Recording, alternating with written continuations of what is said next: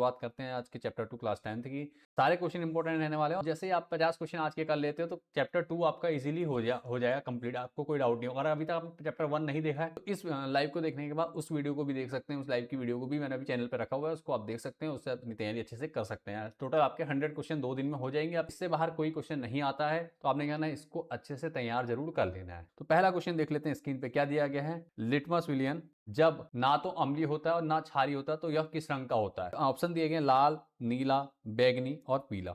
तो जो हमारा राइट आंसर है वो है बैगनी। ठीक है, जो है बैगनी, क्या है, बैगनी आंसर हमारा राइट है। ठीक है, बैगनी जो रंग है वो क्या है, बैगनी रंग हमारा क्या रहेगा, राइट रहेगा। ये ऑप्शन क्या हमारा राइट ऑप्शन है। ठीक है, इसे कहते हैं बैगनी रंग। तो जो लिटमस विलियन होता है वो जब अम्लीय नहीं होगा, जब क्षारीय नहीं होगा, अर्थात जब उसका पीएच मान क्या होगा, अभी को 7 पे होगा, तो वो क्या कहलाता है, वो कहलाता है हमारा क्या, बैगनी रंग का होता है। उसका रंग क्या होता है, बैगनी रंग का होता है उसका। ठीक है, इसके बाद देखिए अगला नेक्स्ट क्वेश्चन क्या है आपका। नेक्स्ट है कोई विलियन लाल लिटमस को नीला कर देता है, इसका पीएच संभवतः क्या होगा।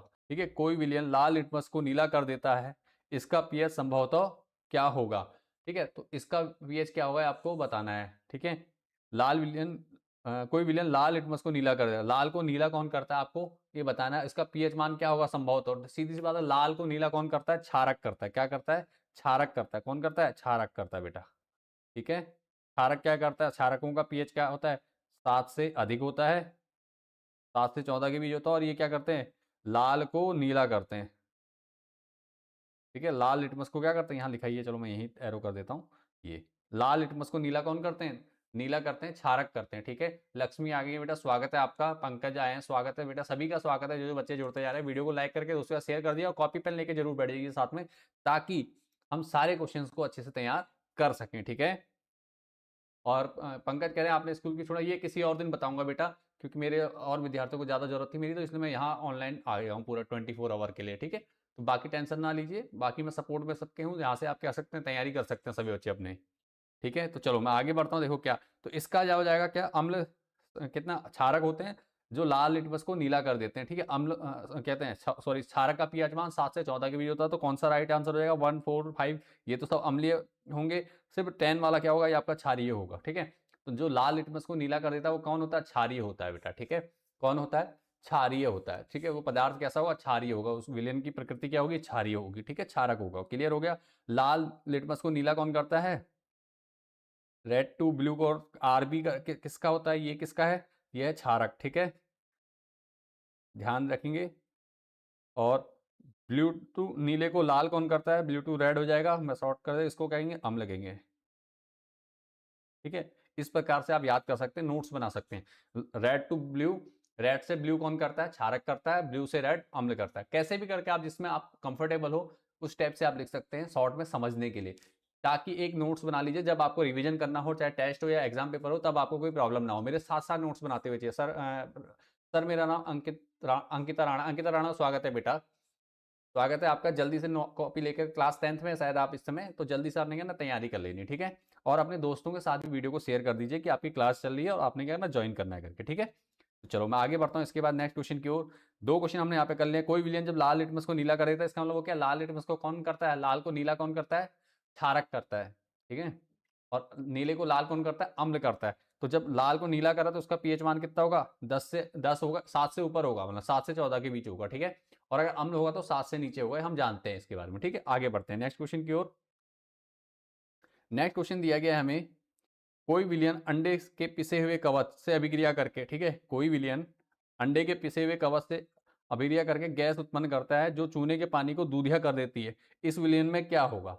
ठीक है, इस विलियन में क्या होगा, तो उस विलियन में क्या होगा जो चूने के पानी को दूधिया कर देती है, इस विलियन में क्या होगा, क्लोरीन गैस के साथ होगा। तो कौन सा होगा, सोडियम सॉरी हाइड्रोजन क्लोराइड। कौन सा आंसर होगा इसका हमारा, इसका जो हमारा राइट आंसर होगा बेटा हाइड्रोजन क्लोराइड होगा। ठीक है, क्या होगा, हाइड्रोजन क्लोराइड होगा इसका आंसर। ऑप्शन बी हमारा राइट आंसर होगा, ऑप्शन बी हाइड्रोजन क्लोराइड। ठीक है, जिन बच्चों को इन क्वेश्चंस के आंसर पता है वो मुझे कमेंट में लिख सकते हैं। जैसे क्वेश्चन को ये मान लीजिए 3 है, 3 का अगर आपको आंसर पता है तो 3B लिख के देंगे आप। ठीक है, मुझे 3 लिख देंगे। इस प्रकार से आपने मेरे को आंसर भी लिख के देने, ताकि मुझे पता चल सके हाँ हमारे बच्चों की तैयारी अच्छे से चल रही है। ठीक है, हाँ तो ठीक है, हाँ तो आप 10 से बेटा तो जल्दी से अपने दोस्तों के साथ शेयर कर दो और जुड़ जाओ अपनी कॉपी पेन लेकर के, साथ में कमेंट करके मुझे बताते रहो कि हाँ आपको ये क्वेश्चंस आते हैं। ठीक है। 50 क्वेश्चन मैं डेली लेकर आ रहा हूँ, डेली की वो कर दी है मैंने। और कहाँ से आप जुड़े हैं मुझे जरूर बता दीजिए, ताकि मुझे पता चल सके मेरी वीडियोस कहाँ तक आप लोगों तक पहुंच रही है, कहाँ कहाँ के बच्चे मेरे साथ जुड़े हुए हैं। ठीक है, चलिए शुरू करते हैं आगे। 3B इस प्रकार से आपने क्या करना है, आंसर लिख के दे देना है मुझे। ठीक है, सिंपल 3 और बी। ठीक है, 3B लिख के दे देंगे तो मैं समझ जाऊंगा हाँ इसका क्वेश्चन नंबर 3 का बी ऑप्शन है। और यहाँ से आप चेक भी कर लेंगे, इससे कि आपके दो चीज होंगे, एक तो आपका टेस्ट भी हो जाएगा, रिवीजन भी होता रहेगा, आपकी तैयारी भी होती रहेगी। ठीक है, मैं डिटेल में समझाते हुए चल रहा हूँ कौन क्या करेगा करके। ठीक है, तो यहाँ पे क्या हाइड्रोक्लोरिक अम्ल हो जाएगा। ठीक है, HCl इसका नाम क्या है, हाइड्रोक्लोरिक अम्ल। NaCl क्या होता है, सोडियम क्लोराइड। ठीक है, NaCl सोडियम क्लोराइड, इसको क्या कहते हैं, साधारण नमक भी कहा जाता है। क्या कहा जाता है, साधारण नमक। ठीक है, साधारण नमक भी कहा जाता है इसको। ठीक है, ये क्या है, हाइड्रोक्लोरिक अम्ल। हाइड्रोक्लोरिक अम्ल, बच्चों को नाम की ज्यादा कंफ्यूजन रहता है, नाम भूल जाते हैं कई बार बच्चे, तो यहाँ पे क्या करना है, आपने नाम याद रखना, हाइड्रोक्लोरिक अम्ल। ठीक है, हाइड्रोक्लोरिक अम्ल। ठीक है, उसके बाद यहाँ पे LiCl लिथियम क्लोराइड है ये। ठीक है, LiCl है। ठीक है, ये LIC जीवन बीमा वाली LIC नहीं है बेटा, ये ध्यान रखना, LiCl है, ये है आपका लिथियम क्लोराइड, लिथियम क्लोराइड। ठीक है, ध्यान देंगे। इसके बाद ये है आपका पोटेशियम क्लोराइड, पोटेशियम क्लोराइड। ठीक है, सबके नाम याद होने चाहिए हमें। ठीक हो गया बेटा, ये चीजें आपने कर लेनी, पोटेशियम क्लोराइड। आगे बढ़ते हैं नेक्स्ट क्वेश्चन की ओर। नेक्स्ट क्वेश्चन है, हल्दी का प्राकृतिक रंग है। हल्दी का प्राकृतिक रंग क्या है, जल्दी बताइए, मैं जानता हूं सबको पता होगा, जल्दी से कमेंट कर दीजिए, हल्दी का प्राकृतिक रंग क्या है। हल्दी का प्राकृतिक रंग कैसा होता है, लाल होता है, पीला होता है, नारंगी होता है, या हरा होता है, जल्दी बताइए बेटा। लाल, पीला, हरा, नारंगी क्या होता है, आपको बताना है हल्दी का रंग। हल्दी आप घरों में यूज करते हो, सब्जी बनाने में यूज होती है, कई चीजों में होती है, हल्दी का रंग कैसा होता है, इस चीज का तो आपको सबको पता होगा। हल्दी क्या है, और ये एक सूचक का काम भी करता है। ठीक है, प्राकृतिक रंग क्या होता है पूछा गया, ये क्या करता है, सूचक का काम भी करता है। ठीक है, अम्ल और क्षारकों की पहचान करने में वो करता है, अम्लों की विशेषकर। ठीक है, अम्ल के साथ अभिक्रिया करता है तो इसे रंग बदल देता है। ठीक है, तो क्या है, ये क्या है, प्राकृतिक सूचक कहते हैं इसको हम, हल्दी को क्या कहते हैं, प्राकृतिक सूचक भी कहा जाता है। ठीक है, प्राकृतिक सूचक क्या आता है, तो इसका जो आंसर हो जाएगा क्या हो जाएगा बेटा, इसका जो राइट आंसर हो जाएगा पीला। हल्दी का रंग कैसा होता है, हल्दी कैसी होती है, पीले रंग की होती है। ठीक है, हल्दी पीले रंग की होती है। इसके बाद अगले क्वेश्चन में बढ़ते हैं, क्वेश्चन नंबर 5। क्वेश्चन नंबर 5 में क्या कहा जा रहा है, जब हल्दी को क्षारीय विलयन में मिलाया जाता है तो यह कैसा रंग देता है। जब हल्दी को क्षारीय विलयन में मिलाया जाता है तो यह कैसा रंग देता है, आपको बताना है। ठीक है, जब क्या कहते हैं, क्षारीय विलयन में। ठीक है, क्षारीय विलयन में जब मिलाया जाता है तो ये देता है लाल और भूरा रंग का, नीले रंग का, हरे रंग का, या रंगहीन। तो आपने देखा हो जब क्षारीय विलयन में मिलाते हैं हम किसे कभी, ठीक है, तो क्षारीय विलयन में जब मिलता है तो ये हो जाता है लाल और भूरे रंग का। कैसा होता है, लाल और भूरे रंग की हो जाती है। हल्दी का रंग कैसा हो जाता है, लाल और भूरा। ठीक है, लाल और भूरा हो जाता है। ठीक है,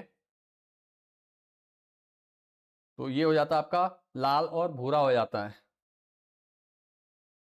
हल्दी का रंग क्षारीय विलयन में कैसा होता है, लाल और भूरा हो जाता है। ठीक है, और अम्लीय विलयन का पीएच मान होता है, अगर सॉरी क्या हो गया स्क्रीन में, एक मिनट, पीला, हाँ पीला, वेरी गुड बेटा, बहुत अच्छी बात है। ऑप्शन बताइए आप सीधे, जैसे क्वेश्चन और ऑप्शन को ऑप्शन करके बताओ तो ज्यादा सही रहेगा, आपको पता रहेगा। ठीक है, और माइंड में रिपीट कर लेंगे आप। एक मिनट, स्क्रीन में मेरे को शायद कोई इशू लग रहा है, एक मिनट दीजिए मुझे, मैं कनेक्शन दोबारा बैठाता हूँ, ताकि शायद इंटरनेट इशू हो गया।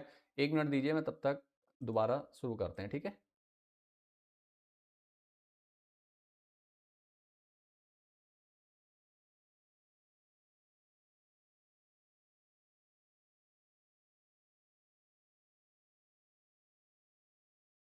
चलिए स्क्रीन शुरू कर दी, दोबारा से दिक्कत आ गई थोड़ा सा, अब फिर से चालू कर दी, तो देखते हैं क्या होता है। ठीक है, अगला क्वेश्चन देखो। अगला क्वेश्चन, अम्लीय विलयन का पीएच मान होता है। ठीक है, अम्लीय विलयन का पीएच मान क्या होता है, वेरी गुड अंकिता, आपका आंसर सही है। और क्वेश्चन नंबर 5 का, और क्वेश्चन नंबर 6 देखिए, अम्लीय विलयन का पीएच मान होता है, कितना होता है आपको बताना है। अम्लीय विलयन का जो पीएच मान होता है वो कितना होता है, 7 से कम, 7 से अधिक, 7 के बराबर, या 14। ठीक है, ये मतलब 7 के बराबर का मतलब 7 से है। ठीक है, और यहाँ पे 14 से है। तो अब देखो क्या होता है, अम्लीय विलयन मैंने बताया, अम्लीय विलयन क्या होता है, अम्ल होते हैं वो पदार्थ जो क्या होता है जिनका पीएच मान 7 से कम होता है। तो 7 से कम जिनका होता है वो क्या कहलाते हैं, अम्ल कहलाते हैं। ठीक है, जिनका 7 से कम कहलाता है वो क्या कहलाता है, अम्ल कहलाते हैं। जिनका 7 से अधिक होता है वो क्षार कहलाते हैं। जिनका 7 होता है वो क्या कहलाते हैं, वो कहलाते हैं आपके उदासीन। ठीक है, जो ना अम्लीय होते हैं ना क्षारीय होते हैं। ठीक है, जो 14 जिनका होगा वो क्या कहलाएंगे, प्रबल क्षार। ठीक है, तो ये आपके क्या है, ध्यान रखना आपने। अम्लीय विलयन का पीएच मान कितना होता है, 7 होता है, 7 से कम। ठीक है, कभी भी बात की जाए अम्लीय विलयन की तो उसका पीएच मान क्या होता है, 7 से कम होता है। ठीक है, नेक्स्ट क्वेश्चन की ओर बढ़ते हैं हम। नेक्स्ट क्वेश्चन है, क्षारीय विलयन का पीएच मान होता है, क्षारीय विलयन का पीएच मान क्या होता है आपको बताना है। ठीक है, क्षारीय विलयन का पीएच मान कितना होता है, 7 से कम होता है, 7 से अधिक होता है, 7 के बराबर होता है या 0 होता है। अभी थोड़ी देर पहले हमें बताया कि जो अम्ल होते हैं वो 7 से कम होते हैं और जो क्षार होते हैं वो 7 से अधिक होते हैं। तो राइट आंसर हमारा होगा ऑप्शन बी, 7 से अधिक। ठीक है, क्या हो जाएगा, 7 से अधिक हो जाएगा। क्लियर है। इसके बाद आगे बढ़ते हैं नेक्स्ट क्वेश्चन की ओर, क्वेश्चन नंबर 7। क्वेश्चन नंबर 7 में क्या, उदासीन विलयन का पीएच मान होता है। देखो उदासीन विलयन का जो पीएच मान होता है वो ना 7 से कम होता है ना 7 से अधिक होता है, वो क्या होता है, 7 होता है एक्चुअल। तो क्या हो जाएगा, उदासीन विलयन का पीएच मान कितना होता है, 7। इनको क्या कहते हैं, उदासीन कहते हैं। ये क्या है, उदासीन, उदासीन। ठीक है, उदासीन विलयन। ठीक है, ध्यान देंगे, उदासीन विलयन का क्या होता है, पीएच 7 होता है। अगर उदासीन केवल 7 लिखना है हमने, ठीक है, 7 से कम होगा, जैसे 7 से कम क्या हो सकता है, 6.9, ये क्या होगा, अम्लीय होगा। जितना कम होता जाएगा उतना ज्यादा क्या होगा, अम्लता बढ़ती जाएगी। ठीक है, 7 से जितना ऊपर हो जाएगा, मान लीजिए 7.1 है, तो इसका मतलब वो क्षारीय हो जाएगा। ठीक है, क्षारक हो जाएगा और क्षार होगा। क्लियर हो रहा है यहाँ तक, उदासीन उदासीन विलयन। ठीक है, नेक्स्ट क्वेश्चन की ओर बढ़ते हैं। नेक्स्ट क्वेश्चन क्या दिया गया है हमें, फिनोफथिलीन क्षारीय माध्यम में कौन सा रंग देता है। फिनोफथिलीन जो होता है वो क्षारीय माध्यम में कौन सा रंग देता है हमें बताना है। क्वेश्चन नंबर 9 है। क्वेश्चन नंबर 9 के ऑप्शन दिए, गुलाबी, पीला, रंगहीन, नीला। तो फिनोफथिलीन जो होता है वो क्षारीय माध्यम में कैसा रंग देता है, वो देता है गुलाबी रंग। कैसा रंग देता है बेटा, गुलाबी रंग देता है। कैसा रंग देता है, गुलाबी रंग देता है। ठीक है, गुलाबी रंग देता है। तो हमने क्या करना, गुलाबी रंग पे क्लिक कर देना। ठीक हो गया, तो यहाँ तक समझ में आ रहा होगा, कोई डाउट या परेशानी यहाँ पे नहीं होगी। कोई भी डाउट लगता है कमेंट जरूर कीजिएगा। ठीक है, वेरी गुड। और अगले क्वेश्चन की ओर बढ़ते हैं। इसका लगा देंगे हम, टिक लगाएंगे गुलाबी पे। ठीक है, फिनोफथिलीन कैसा देता है, गुलाबी रंग का देता है। इसके बाद नेक्स्ट क्वेश्चन की ओर बढ़ते हैं। नेक्स्ट क्वेश्चन दिया गया हमें, कहते हैं फिनोफथिलीन अम्लीय माध्यम में कौन सा रंग देता है। फिनोफथिलीन अम्लीय माध्यम में कौन सा रंग देता है आपको बताना है। ठीक है, देखो फिनोफथिलीन क्षारक में तो क्या रहता है, गुलाबी रंग देता है। और जो अम्ल में होता है, अम्ल में क्या रहता है, कोई रंग नहीं देता है। कोई रंग नहीं देता है कौन, फिनोफथिलीन अम्लीय माध्यम में कोई रंग नहीं बदलता है अपना। ठीक है, कैसा रहता है, सिर्फ रंगहीन रहता है, मतलब कोई रंग नहीं देता है। ठीक है, कोई रंग नहीं देता है, इसका मतलब रंगहीन रहता है। गुलाबी किसमें देता है, क्षारीय माध्यम में। गुलाबी किसमें देता है, क्षारीय माध्यम में। क्षारीय, सॉरी, क्षारीय विलयन में। ठीक है, मात्रा का हो सकता है, कोई दिक्कत नहीं। विलयन, ठीक है, क्षारीय विलयन में। ठीक है, गुलाबी रंग कब देता है, क्षारीय विलयन में देता है। ठीक हो गया, क्षारीय विलयन में क्या करता है, गुलाबी रंग देता है। क्लियर है, यहाँ पे हो जाएगा हमारा आंसर रंगहीन। ठीक है, नेक्स्ट क्वेश्चन की ओर, क्वेश्चन नंबर 11। जो बच्चे जुड़े हुए हैं जल्दी से वीडियो को लाइक करके दोस्तों के साथ शेयर जरूर कर दीजिए, ताकि पता चलता रहे। और जो क्वेश्चन आपको पता है उनको टिक जरूर साथ में लगाते रहिए। ठीक है, ताकि मुझे पता चल सके आप लोग साथ में बैठ के मेरे साथ तैयारी करते जा रहे हैं। और जितनी ज़्यादा तैयारी आप मेरे साथ बैठ के करेंगे उतने ज़्यादा आपके याद होने के चांसेस बढ़ते रहेंगे, क्योंकि आपका प्रैक्टिस मेरे साथ होती रहेगी साथ में। तो आपका क्या रहने वाला है, माइंड चलता रहेगा वीडियो देखते देखते, और सीधे से क्या होगा, आपका जो स्कोर ओवरऑल आने वाला है फरवरी में एग्जाम के टाइम पे, वो क्या रहने वाला, बहुत ही बेहतर हो जाएगा बेटा। ठीक है, तो आपने क्या ना जल्दी से जुड़ जाना है और इसको देख लेना है। ठीक है, आगे बढ़ता हूँ अगले क्वेश्चन की ओर। अगला क्वेश्चन देखते हैं क्या है, मैथिल ऑरेंज, मिथाइल ऑरेंज जिसे कहते हैं। ठीक है, मैथिल या मिथाइल भी कहते हैं। ठीक है, मैथिल ऑरेंज, ठीक है, अम्लीय माध्यम में कौन सा रंग देता है। मैथिल ऑरेंज अम्लीय माध्यम में कौन सा रंग देता है। ठीक है, कौन सा रंग देता है, ऑप्शन दिए गए हमें। ऑप्शन है, एक मिनट, ऑप्शन दिए गए लाल, पीला, नारंगी और रंगहीन। लाल, पीला, नारंगी और रंगहीन, इनमें से कौन सा देता है, मैथिल ऑरेंज।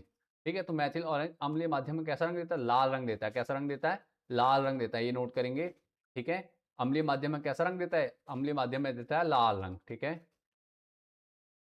तो यहाँ पे हो जाएगा लाल रंग पे हम क्या करेंगे, टिक लगाएंगे। लाल रंग हमारा क्या हो जाएगा, राइट, ऑप्शन ए हमारा राइट हो जाएगा। ठीक है, option A is right answer. Maithil orange कैसा करता है, क्योंकि ये एक एक नंबर के क्वेश्चन कई बार पूछ लेते हैं। मैथिल ऑरेंज अम्लीय माध्यम में कैसा रंग देता है, या मैथिल ऑरेंज क्षारीय माध्यम में कैसा रंग देता है। ठीक है, और हम बेसिक से एडवांस पे चल रहे हैं, क्योंकि हम टोटल 50 क्वेश्चन लेके चल रहे हैं और सारे इंपॉर्टेंट क्वेश्चन हमारे यहाँ पे क्या होंगे, कवर होंगे आज। इसके बाद मैं बढ़ता हूँ नेक्स्ट क्वेश्चन की ओर।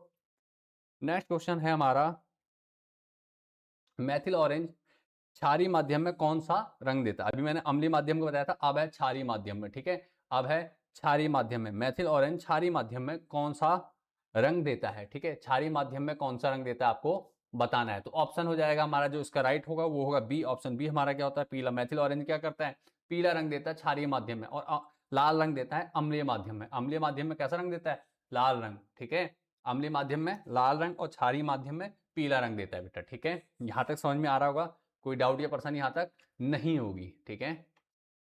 अगला क्वेश्चन देखते हैं।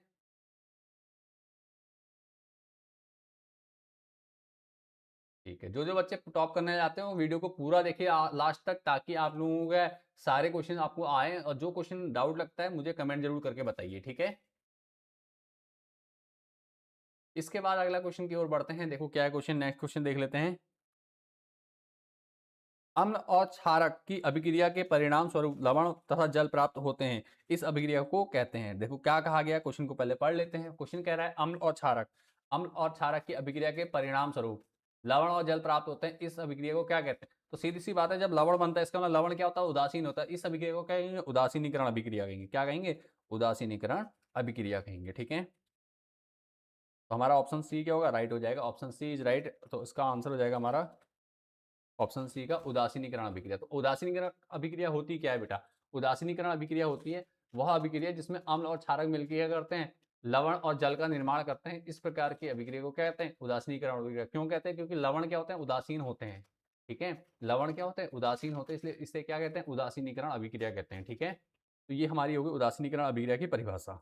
संयोजन अभिक्रिया क्या होती है, जब दो तत्व मिलते हैं और एक नया तत्व बनता है। ये मैं पिछली वीडियो में बता चुका हूँ ऑलरेडी, ठीक है। जब दो या दो से अधिक तत्व मिलते हैं और एक नया यौगिक बनता है जिसके गुण क्या होते हैं, मूल पदार्थ से भिन्न होते हैं, उसे क्या कहते हैं, उसे कहते हैं संयोजन अभिक्रिया। वियोजन क्या होता है, जब कोई यौगिक टूटता है, दो सरल तत्वों में क्या होता है, विभाजित होता है, दो सरल तत्व पदार्थ प्राप्त होते हैं, तो उसे क्या कहते हैं, वियोजन अभिक्रिया कहते हैं। अगर सरल भाषा में समझें तो जब कोई यौगिक टूटकर दो तत्व देता है, दो तत्वों में विभाजित होता है, इस प्रकार की अभिक्रिया क्या कहलाती है, वियोजन अभिक्रिया कहलाती है। विस्थापन अभिक्रिया क्या होती है, जब कोई सक्रिय तत्व किसी कम सक्रिय तत्व को क्या करता है, विस्थापित कर देता है उसके आयन से, तो इस प्रकार की अभिक्रिया को कहते हैं विस्थापन अभिक्रिया कहते हैं। मैं ऑलरेडी बता चुका हूँ पिछले उसमें। मतलब यहाँ पे क्या होता है, दोस्ती, देखो संयोजन में क्या होता है, दो लोग हैं, दोनों की दोस्ती हुई, ठीक है, ए प्लस बी के भी दो दोस्त मिले और इनकी दोस्ती हो गई, ए बी बन जाएंगे, ठीक है, एक पदार्थ बनेगा, ठीक है, ए बी। वियोजन में क्या होगा, ए बी का क्या होगा, झगड़ा हो जाएगा आपस में, और ए बी टूट कर क्या होंगे, ए अलग हो जाएगा और बी अलग हो जाएगा, ये इस प्रकार से होता है। और इसमें क्या होता है, देखो भाई, विस्थापन में क्या होगा, ए बी की दोस्ती थी, सी आ गया साथ में, तो क्या होगा, जो ए सी के साथ चला गया और बी को क्या करा, इन्हें अलग कर दिया, ठीक है। इस प्रकार से काम बनता है, ठीक है। तो ये चीजें किसमें होती हैं, ये होती हैं हमारी किसमें, विस्थापन अभिक्रिया में। यहाँ तक मैंने कल आपको समझाया था, ये आपको समझ में अच्छे से आ गया होगा, कोई डाउट या परेशानी यहाँ पे नहीं होगी। कोई भी डाउट लगता है कमेंट जरूर कीजिए। नेक्स्ट क्वेश्चन की ओर चलते हैं। नेक्स्ट क्वेश्चन देख लीजिए क्या है, क्वेश्चन नंबर 14, जो कि इंपॉर्टेंट है। जब किसी धातु कार्बोनेट की अभिक्रिया करता है, नहीं सॉरी, जब कोई अम्ल धातु कार्बोनेट से अभिक्रिया करता है, ठीक है, जब कोई अम्ल धातु कार्बोनेट से अभिक्रिया करता है तो कौन सी गैस निकलती, ठीक है। जब कोई धातु कार्बोनेट अम्लीय अभिक्रिया करता है, किससे करता है, कौन सी गैस निकलती है। तो मैंने क्या कहा, मैंने एक सिंपल समीकरण ले लेता हूँ साथ में आपको, ताकि समझ में आ जाए। अम्ल कोई ले लेते हैं हम, कैसे कहते हैं, धातु कार्बोनेट क्या होते हैं, जैसे धातु कार्बोनेट, कैल्शियम कार्बोनेट ले लेते हैं हम, ठीक है। धातु कार्बोनेट क्या है, कैल्शियम कार्बोनेट है, CaCO3 प्लस क्या ले लें, आप कुछ भी ले सकते हो, HCl ले लेते हैं, हाइड्रोक्लोरिक अम्ल। तो क्या बनेगा, कैल्शियम क्लोराइड बनेगा, CaCl2 प्लस, ठीक है, CaCl2 प्लस क्या बनेगा, CO2 प्लस, ठीक है, और कुछ बच रहा है, प्लस क्या होगा, H2O, ठीक है।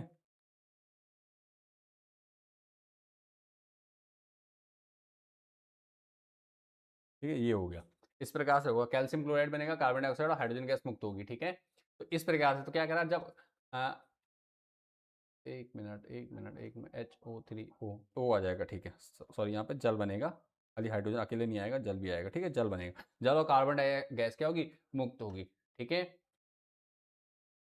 तो सीधी सी बात है, यहाँ पे क्या कहा जा रहा है, जब अम्ल धातु कार्बोनेट से अभिक्रिया करता है तो कौन सी गैस निकलती है, तो कौन सी गैस निकल रही है, यहाँ पे देखो गैस कौन सी, कार्बन डाइऑक्साइड। तो गैस कौन सी निकलती है, कार्बन डाइऑक्साइड, याद रखेंगे, ठीक है। कार्बन डाइऑक्साइड गैस हमारा क्या होगा, राइट आंसर हो जाएगा बेटा, ठीक है। और यहाँ पे जल प्राप्त होता है साथ में, ठीक है, क्लियर हो गया। कोई डाउट हो कमेंट जरूर कीजिए, ठीक है। अम्ल की कैल्शियम कार्बोनेट के हाइड्रोक्लोरिक अम्ल के साथ जब अभिक्रिया करेंगे तो कैल्शियम क्लोराइड बनेगा, जल प्राप्त होगा और कार्बन डाइऑक्साइड गैस क्या होगी, मुक्त होगी, ठीक है। तो इसके बाद क्या करना है आपने, नेक्स्ट क्वेश्चन की ओर बढ़ते हैं। नेक्स्ट क्वेश्चन देख लेते हैं क्या है स्क्रीन पर।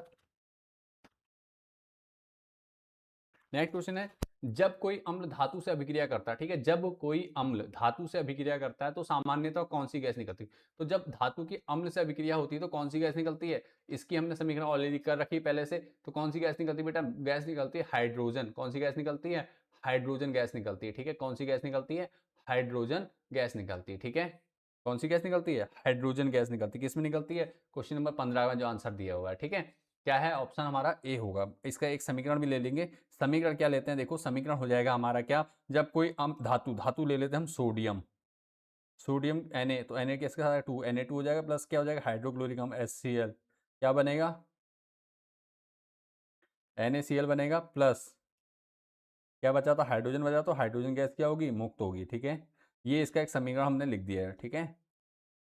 तो यहाँ तक आपने समझना है, ये एरो का मतलब क्या, गैस से है, ठीक है। यहाँ पे मैंने एरो दिखा दिया है ताकि आपको पता चल सके ये गैस है, ठीक है। तो सोडियम की हाइड्रोक्लोरिक अम्ल के साथ अभिक्रिया करते हैं तो सोडियम क्लोराइड बनता है, जो कि एक लवण है, और साथ में क्या होती है, हाइड्रोजन गैस मुक्त होती है। तो ऑप्शन ए हमारा क्या हो जाएगा, राइट हो जाएगा, ठीक है। यहाँ तक समझ में आ रहा होगा, कोई डाउट परेशानी लगे कमेंट जरूर कीजिए, ठीक है। नेक्स्ट क्वेश्चन पे चलते हैं। नेक्स्ट क्वेश्चन है आपका अम्ल क्षारक और लवण, ठीक है। अम्ल क्षारक और लवण, सॉरी चैप्टर है ये तो। क्वेश्चन नंबर 16 है, सल्फ्यूरिक अम्ल का जिंक धातु के साथ अभिक्रिया से कौन सी गैस निकलती है। तो सीधी सी बात, अम्ल की फिर क्या हो रही, धातु से अभिक्रिया हो रही। तो जब भी अम्ल की धातु से अभिक्रिया होगी, ठीक है, अम्ल की धातु से अभिक्रिया होगी तो कौन सी गैस निकलती है। देखो जिंक की सल्फ्यूरिक अम्ल के साथ, तो मैं समीकरण भी बना दे रहा हूं, आप खुद इसके बाद बता दोगे, ठीक है। जिंक क्या है हमारा, Zn होता है। जिंक की क्या करी, हाइड्रोक्लोरिक अम्ल H2SO4 के साथ अभिक्रिया करी, क्या बनेगा, जिंक सल्फेट बनेगा, ZnSO4, प्लस क्या बचा, हाइड्रोजन गैस मुक्त हो गई, ठीक है। तो अब बताइए कौन सी गैस मुक्त हो रही, जल्दी से कमेंट करके बताइए। तो यहाँ पे गैस मुक्त हो रही है हमारी कौन सी, हाइड्रोजन, ठीक है। गैस कौन सी मुक्त हो रही है, हाइड्रोजन गैस मुक्त हो रही है बेटा, ठीक है। यहाँ पे कौन सी गैस मुक्त हो रही है, हाइड्रोजन गैस मुक्त हो रही है, ठीक है।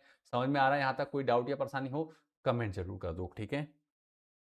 एक एक क्वेश्चन, एक एक क्वेश्चन को साथ में लेके चलूंगा। इसके बाद बायो आएगा, 2 चैप्टर और हैं, नेक्स्ट डे आपकी बायो करवा दूंगा, उसके बाद बायो के बाद फिजिक्स करा दूंगा।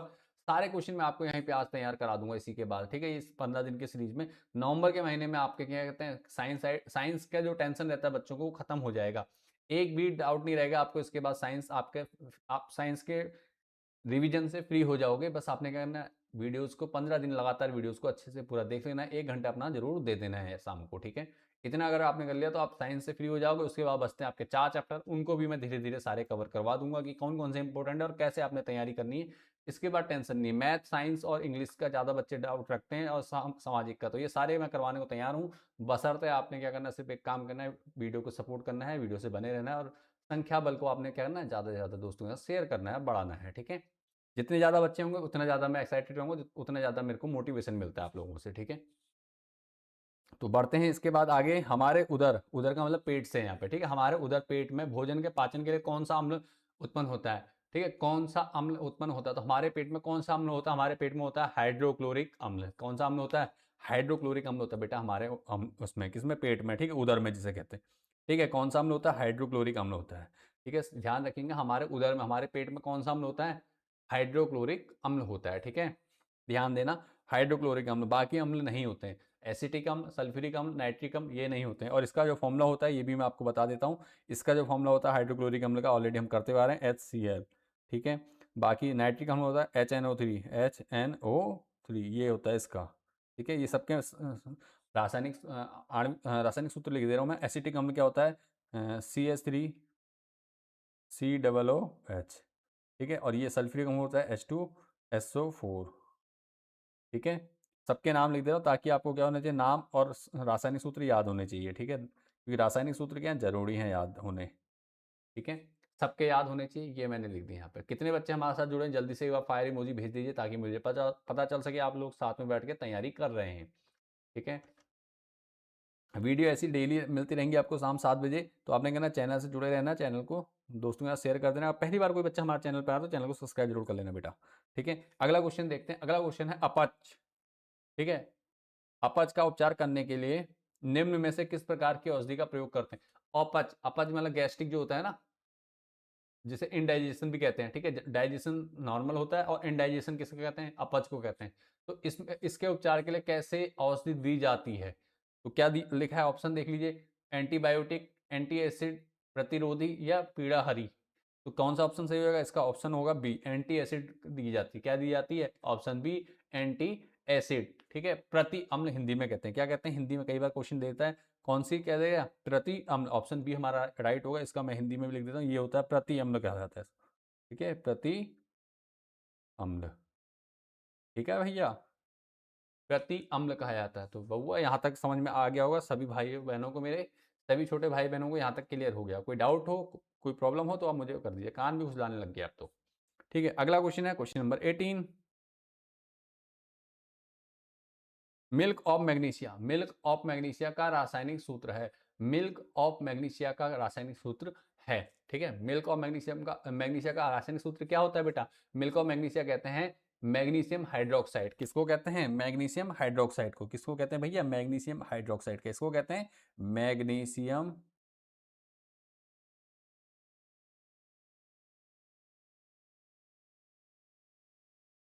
हाइड्रोक्साइड,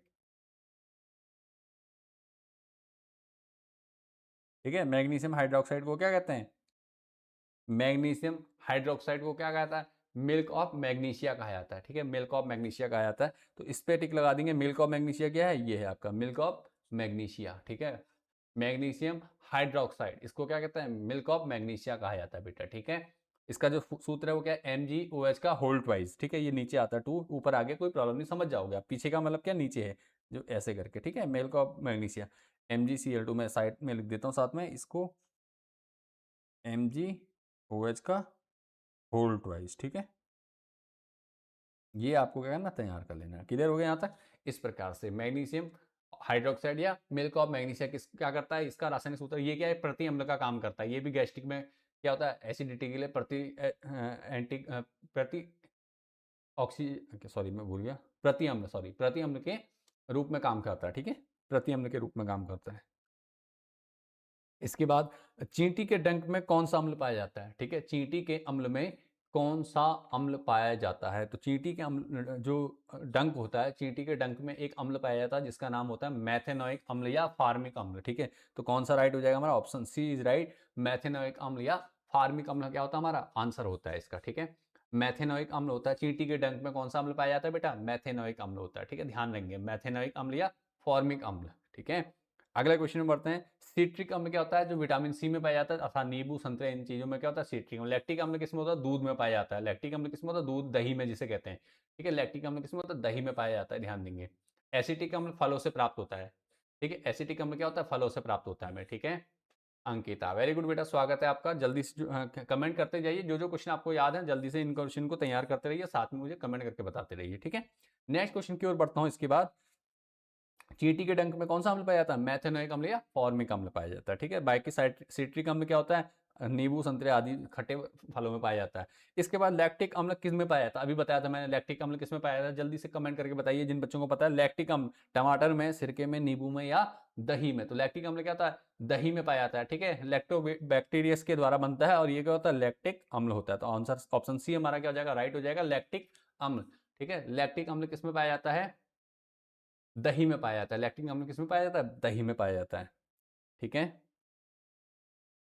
इसके बाद देखो एसिटिक अम्ल, ठीक है। एसिटिक अम्ल किसमें पाया जाता है आपको बताना। एसिटिक अम्ल पाया जाता है हमारा किसमें पाया जाता है, एसिटिक अम्ल पाया जाता है इमली में, सिरके में, टमाटर में या संतरे में, ठीक है। एसिटिक अम्ल किसमें पाया जाता है आपको ये बताना है, ठीक है बेटा। तो एसिटिक अम्ल किसमें पाया जाता है, सिरके में पाया जाता है। किसमें पाया जाता है, सिरके में, ठीक है। सीधे से आंसर दे सकते हैं यहाँ पे, सिरके में, ठीक है। सिरके में क्या पाया जाता है, एसिटिक अम्ल पाया जाता है। कौन सा अम्ल पाया जाता है, सिरके में, सिरके में कौन सा अम्ल पाया जाता है, एसिटिक अम्ल पाया जाता है, ठीक है। एसिटिक अम्ल जिसे कहते हैं। इसका जो फॉर्मूला होता है मैं ये भी बता दे रहा हूँ आपको, फॉर्मूला होता है एसिटिक अम्ल का, इसको एथेनोइक अम्ल भी कहते हैं और एसिटिक अम्ल भी कहते हैं, CH3COOH। ये कौन सा अम्ल है, एसिटिक अम्ल है, ठीक है। किस में पाया जाता है, ये पाया जाता है सिरके में पाया जाता है बेटा, ठीक है। नेक्स्ट क्वेश्चन की ओर बढ़ते हैं। इसके बाद नेक्स्ट क्वेश्चन है, सिट्रिक अम्ल किसमें पाया जाता है। ये क्वेश्चन भी आपको बता चुका हूँ, सिट्रिक अम्ल किस अम्ल में पाया जाता है। सिट्रिक अम्ल किस में पाया जाता है, किस पदार्थ में पाया जाता है, किस फल में या सब्जी में पाया जाता है। तो सिट्रिक अम्ल किसमें होता है? नींबू और संतरे, खट्टी चीजों में, ठीक है। नींबू और संतरे में कौन सा होता है? नींबू और संतरे में कौन सा पाया जाता है? सिट्रिक अम्ल, ठीक है। तो इसका जो हमारा क्या होगा, नाम टिक हो जाएगा ऑप्शन ए, ठीक है, सिट्रिक अम्ल। सिट्रिक अम्ल किसमें पाया जाता है? सिट्रिक अम्ल पाया जाता है हमारा नींबू और संतरे में, ठीक है। सिट्रिक अम्ल किसमें पाया जाता है? नींबू और संतरे में पाया जाता है। क्लियर हो गया? इसके बाद बढ़ते हैं आगे नेक्स्ट क्वेश्चन की ओर।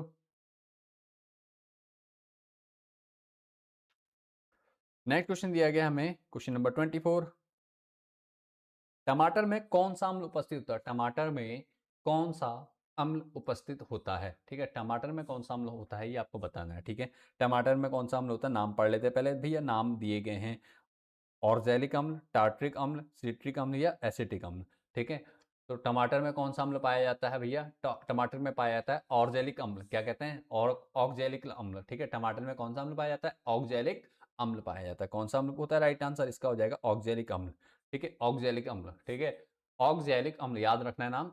टमाटर में कौन सा अम्ल उपस्थित होता है? तो कौन सा? ऑक्जेलिक अम्ल कहा जाता है इसको, ठीक है। 24 का जो राइट आंसर हो जाएगा वो क्या हो जाएगा? ऑप्शन ए, ऑक्जेलिक अम्ल, ठीक है। यहां तक समझ में आ गया? टमाटर में कौन सा होता है अम्ल?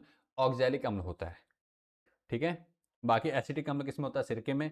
सिट्रिक अम्ल नींबू संतरे में होता है। और टार्ट्रिक अम्ल किसमें होता है? मैं बता चुका हूं आपको, ठीक है। इसके बाद बढ़ते हैं आगे। पीएच स्केल पर पीएच स्केल की पारस क्या है? पारस का मतलब यहाँ पे रेंज है, मतलब उसमें कितने नंबर होते हैं, ठीक है। पीएच स्केल पे कितने नंबर होते हैं आपको पता है, मैंने बता रखा ऑलरेडी, कई बार बता रखा है, ऐसा भी नहीं बता रखा है। तो पीएच स्केल पे क्या होते हैं, कितने नंबर होते हैं भैया? पीएच स्केल पे होते हैं 7 से कम मतलब 0 तक होता है, 7 से 0 तक, और 7 से 14 तक, इसका मतलब 0 से 14 तक होते हैं। तो ऑप्शन सी हमारा क्या हो जाएगा बेटा? राइट आंसर हो जाएगा। ऑप्शन सी इज राइट हो जाएगा, ठीक है।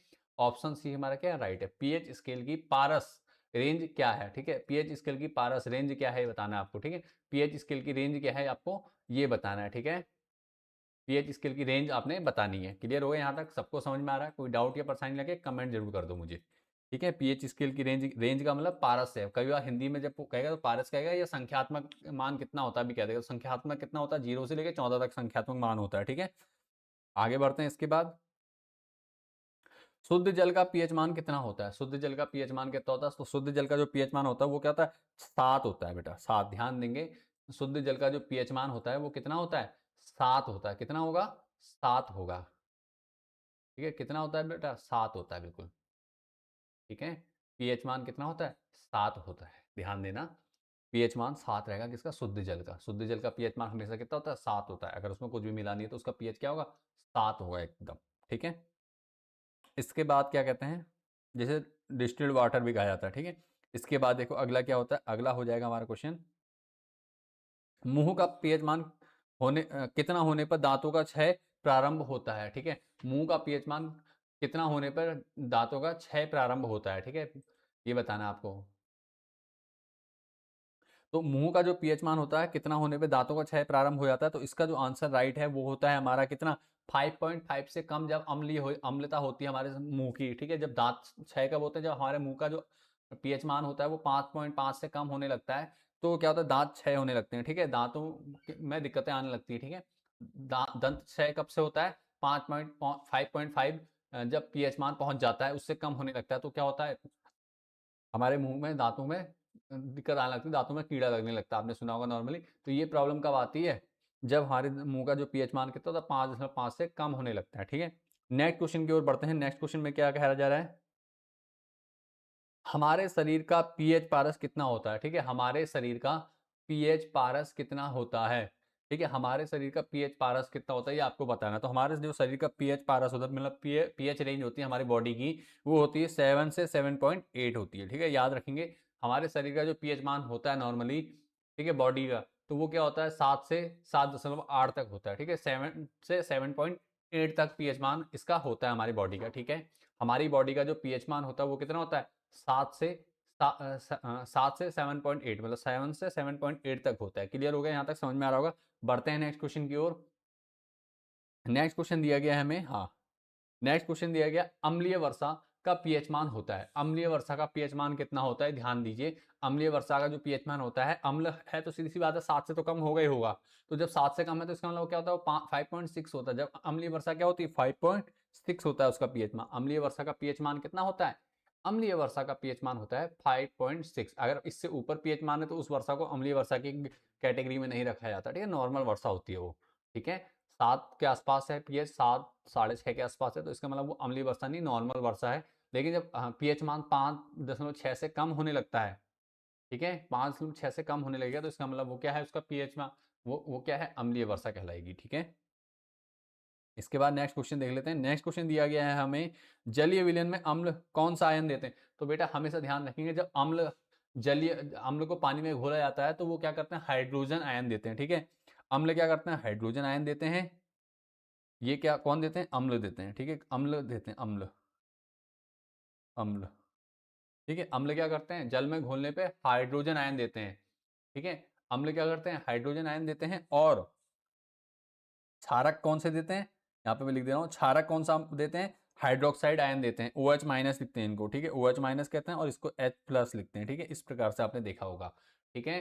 तो जलीय विलयन में अम्ल कौन सा आयन देते हैं, जलीय विलयन में अम्ल कौन सा आयन देते हैं, ये देते हैं आपको अम्ल कौन सा, हाइड्रोजन आयन, ठीक है। अम्ल क्या, अम्लों का जलीय विलयन क्या करता है, हाइड्रोजन आयन देते हैं। और क्षारकों का जलीय विलयन क्या करता है, हाइड्रोक्साइड आयन देता है, ठीक है। यहाँ तक समझ में आ रहा होगा, कोई डाउट या परेशानी यहाँ तक नहीं होगी, ठीक है।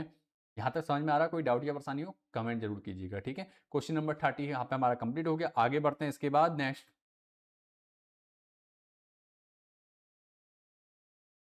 हाँ, नेक्स्ट क्वेश्चन है आपका, जलीय विलयन में क्षारक कौन सा आयन देते हैं, ठीक है। जलीय विलयन में क्षारक कौन सा आयन देते हैं, मैंने अभी जस्ट बताया था आपको। तो कौन सा आयन देते हैं, हमारा आंसर, राइट आंसर हो जाएगा हमारा OH आयन, ठीक है। OH आयन कहते हैं इसको, हाइड्रोक्साइड आयन, ठीक है, हाइड्रोक्साइड आयन, ठीक है। अम्ल जलीय विलयन में क्या देते हैं, हाइड्रोजन आयन। और क्षारक जलीय विलयन में कौन सा आयन देते हैं, हाइड्रोक्साइड OH आयन देते हैं, ठीक है। ये ध्यान रखना है। आगे बढ़ते हैं नेक्स्ट। प्रबल अम्ल का उदाहरण है, प्रबल अम्ल का उदाहरण, प्रबल अम्ल कौन सा होता है, एथेनोइक, ये है आपका CH3COOH, ठीक है। इसको कहते हैं CH3COOH है, ये एथेनोइक अम्ल है या एसिटिक अम्ल भी कहते हैं। ये आपका H2CO3 है, कार्बोनेट अम्ल है। ये आपका साइट्रिक अम्ल है, ठीक है, साइट्रिक अम्ल है। और ये है हाइड्रोक्लोरिक। तो जो प्रबल अम्ल है, प्रबल अम्ल होता है हमारा हाइड्रोक्लोरिक अम्ल। कौन सा अम्ल होता है, प्रबल अम्ल हमारा हाइड्रोक्लोरिक अम्ल होता है बेटा। ऑप्शन सी हमारा क्या हो जाएगा, राइट आंसर हो जाएगा, ठीक है। कोई डाउट या परेशानी लगे कमेंट जरूर कीजिए। वीडियो पसंद आ रही, वीडियो सीखने को मिल रहा है, वीडियो को दोस्तों के साथ शेयर जरूर कर दो। और अभी तक लाइक नहीं किया वीडियो को तो लाइक जरूर कर देना बेटा, ठीक है। ठीक है, हाँ, किस में बता, क्वेश्चन नंबर बताया करो बेटा, क्वेश्चन नंबर बताएंगे तब पता चलेगा किस बच्चे का क्वेश्चन का हमारे पास आया है, ठीक है। तो ये आपका हो जाएगा सल्फ्यूरिक अम्ल, ठीक है। सल्फ्यूरिक अम्ल हो गया, सॉरी सल्फ्यूरिक हाइड्रोक्लोरिक अम्ल। नेक्स्ट क्वेश्चन की ओर पढ़ते हैं। नेक्स्ट क्वेश्चन दिया गया है हमें, दुर्बल अम्ल का उदाहरण है, दुर्बल अम्ल का उदाहरण है, ये आपको बताना है, ठीक है। सी बिल्कुल बेटा, बहुत अच्छी बात है, हरि नारायण मीना आए हैं करके। आपका नाम क्या है, मेरे को नाम बता दीजिए बेटा। और अंकिता भी कंटिन्यू क्लास ले रही है, बहुत बड़ी बात है, बहुत अच्छी बात है बेटा, अच्छे से तैयारी करनी है आपने। और आप लोगों ने क्या करना है, सभी बच्चे जो टॉप करने के लिए आपने मुझे वोट किया है, तो बस इस लक्ष्य पे आपने क्या करना, तैयार रहना है कि आपको हर हाल में टॉप करना है, तो हर हाल में मेहनत करनी है। ये 90 दिन आपने कहना जी जान लगा देनी है। मैं अपनी तरफ से आप लोगों के साथ हूँ। और आप कितना मेरे साथ रह करके तैयारी करते हैं, ये डिपेंड करेगा आपकी उस पर, ठीक है। आपका निश्चय कितना है, तो इसको आपने कहना दृढ़ निश्चय करना है। 90 दिन आपने कहना 101% अपना देना है। और उसके बाद देखिए रिजल्ट आपके ही पॉजिटिव उसमें रहेगा और आपका टॉपर बनना बिल्कुल तय है। उसके बाद कोई रोक नहीं सकता आपको टॉप करने से, ठीक है। तो आपने करना है अच्छे से तैयारी जरूर करनी है, मेहनत करनी है। 90 दिन में आप लोगों के साथ हूँ जी जान लगा करके। और आपने भी क्या करना है, बिना आलस को दूर रख करके मेहनत करनी है और आलस्य को दूर रखना है। और पूरा जी जान से क्या करनी, मेहनत करनी है 90 दिन। और 90 दिन के बाद जब पेपर आप देने वाले होंगे तो आपके अंदर इतना कॉन्फिडेंस जरूर होगा कि आपको पता होगा कि मेरे अपने आप ही 90 प्लस, 95 प्लस या 98 प्लस इजिली बन रही है, ठीक है। तो चलिए शुरू करते हैं। और उत्तराखंड बोर्ड टॉप करना बहुत आसान भी है इस समय। तो आपने क्या ना, बस 90 दिन मेहनत कर ली, तो अगर आपने कुछ नहीं भी पढ़ा है तो भी मैं आपको कह सकता हूँ, निकालने की गारंटी दे सकता हूँ कि आप इजीली निकाल सकते हैं। चलिए बढ़ते हैं, ज़्यादा बकवास ना करते हुए करते हैं शुरुआत। आगे क्वेश्चन नंबर 33 की, दुर्बल अम्ल का उदाहरण है। तो भैया प्रबल अम्ल तो हमें पता चल गया कौन सा है, हाइड्रोक्लोरिक अम्ल, ठीक है। हाइड्रोक्लोरिक अम्ल क्या है, प्रबल अम्ल है। दुर्बल अम्ल कौन सा है भैया, दुर्बल अम्ल कमजोर अम्ल होता है, उसका नाम है एसिटिक अम्ल। क्या है, एसिटिक अम्ल, ठीक है। दुर्बल अम्ल कौन सा है, इन चारों में जो दुर्बल अम्ल है वो है CH3COOH, एसिटिक अम्ल, ठीक है। इसका क्या है, इसका जो नाम है एसिटिक अम्ल या एथेनोइक अम्ल भी कहा जाता है इसको। ये है आपका क्या है, दुर्बल अम्ल है, ठीक है, ये क्या है, दुर्बल अम्ल है, ठीक है। इन चारों में हाइड्रोक्लोरिक अम्ल प्रबल है, ये प्रबल है, और जो ये है ये क्या है, दुर्बल है, ठीक है। प्रबल और दुर्बल समझ में आ गया होगा। आगे बढ़ता हूं नेक्स्ट क्वेश्चन की ओर, ठीक है। प्रबल क्षारक का उदाहरण, प्रबल क्षारक का उदाहरण है, ठीक है। तो प्रबल क्षारक कौन सा है, ध्यान दीजिए। प्रबल क्षारक होता है हमारा, ठीक है, प्रबल क्षारक कहेंगे तो यहाँ पे ऑप्शन दिया गया है, ऑप्शन NH4OH, NaOH। तो NaOH हमारा क्या हो जाएगा, प्रबल क्षारक होगा, सोडियम हाइड्रोक्साइड, ठीक है। सोडियम हाइड्रोक्साइड क्या है, प्रबल क्षारक है हमारा। सोडियम हाइड्रोक्साइड क्या होता है, प्रबल क्षारक होता है बेटा, क्या होता है, प्रबल क्षारक, ठीक है। सोडियम हाइड्रोक्साइड क्या है, प्रबल क्षारक है। काफी देर से लगातार बोल रहे हैं, चलो कोई बात नहीं। हाँ, क्योंकि हमने टारगेट लिया है 15 दिन 15 चैप्टर, और 15 चैप्टर में 15 जितनी बच्चे हमारे जुड़े रहेंगे उनको मास्टर बनाने की जिम्मेदारी है। तो थोड़ा बहुत थकान लगना जायज़ है, लेकिन हम रुकने वाले नहीं है, और हम क्या करेंगे, कंटिन्यू करेंगे। अगला क्वेश्चन है क्वेश्चन नंबर 35। क्वेश्चन नंबर 35 है, दुर्बल क्षारक का उदाहरण है, ठीक है। दुर्बल क्षारक का जो क्या उदाहरण है आपको बताना है। तो ऑप्शन दिए गए NaOH, KOH, NH4OH और BaOH का होल ट्वाइस, ठीक है। तो देखो प्रबल क्षारक हमने बता दिया, प्रबल क्षारक कौन सा है, ये तो कौन सा है, प्रबल है, ये कौन सा है, प्रबल है, ठीक है। और दुर्बल क्षारक की बात की जाए तो वो होता है अमोनियम हाइड्रोक्साइड, क्या होता है, अमोनियम हाइड्रोक्साइड NH4OH, ठीक है। ये क्या है, दुर्बल क्षारक है। ध्यान देंगे, ये नोट करते हुए चलेंगे, ये एक एक नंबर में पूछे जा सकते हैं आपके इजीली, नंबर ये क्वेश्चन आ सकते हैं एक नंबर में, और कई बार पूछा भी गया है।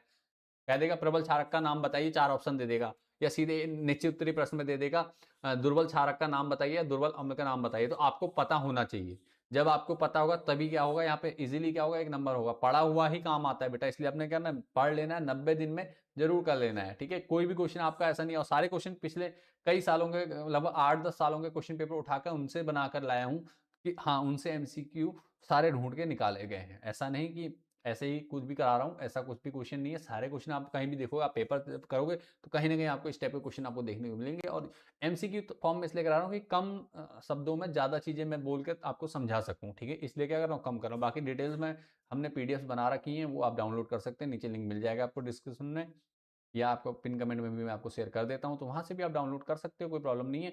बाकी अगर आपको क्या कहते हैं, इनकी क्या कहते हैं, शॉर्ट्स में वीडियो चाहिए कंटिन्यू, तो ये वीडियो जरूर देख कर वीडियो को दोस्तों के साथ शेयर जरूर कर दो, ठीक है। और यहाँ पे करने से क्या फायदा है, 1 घंटा आप कंटिन्यू बैठ के क्लास ले रहे हो, तो उससे क्या होता है, क्लास का माहौल रहेगा बिल्कुल, और उससे क्या होता है, तैयारी होती है। टीचर और स्टूडेंट जो सामने आमने सामने बैठ के बात करते हैं, आमने सामने क्वेश्चन करते हैं, तो ज़्यादा क्वेश्चन हल होते हैं कम टाइम में, और ज़्यादा प्रैक्टिस होती है, जिससे अच्छा हमारा रिजल्ट अच्छा होता है।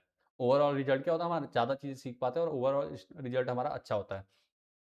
तो भैया हमारा जो आंसर है इसका ऑप्शन सी हो जाएगा, ठीक है। क्वेश्चन नंबर 35 का ऑप्शन क्या हो जाएगा, ऑप्शन सी हमारा राइट हो जाएगा, ठीक है। यहाँ तक समझ में आ गया। बढ़ते हैं नेक्स्ट क्वेश्चन की ओर। नेक्स्ट क्वेश्चन हमें दिया गया है, क्या है देखते हैं। Question number 36। क्वेश्चन नंबर 36 में क्या है, विरंजक चूर्ण का रासायनिक सूत्र है, ठीक है। विरंजक चूर्ण का रासायनिक, विरंजक चूर्ण, ठीक है, ब्लीचिंग पाउडर जिसे कहते हैं, ब्लीचिंग पाउडर का रासायनिक सूत्र है। तो ब्लीचिंग पाउडर का रासायनिक सूत्र होता है CaOCl2। क्या होता है, CaOCl2। तो ऑप्शन कौन सा इसका सही हो जाएगा, ऑप्शन ए हमारा हो जाएगा सही, ठीक है। ऑप्शन ए क्या हो जाएगा हमारा, सही हो जाएगा। इसका नाम क्या है, विरंजक चूर्ण, या इसको कहते हैं कैल्शियम ऑक्सीक्लोराइड। क्या कहते हैं, कैल्शियम ऑक्सीक्लोराइड, कैल्शियम ऑक्सीक्लोराइड भी कहा जाता है। इसका रासायनिक नाम क्या है, कई बार रासायनिक नाम पूछता है, तो नाम लिखेंगे हम calcium, calcium oxychloride,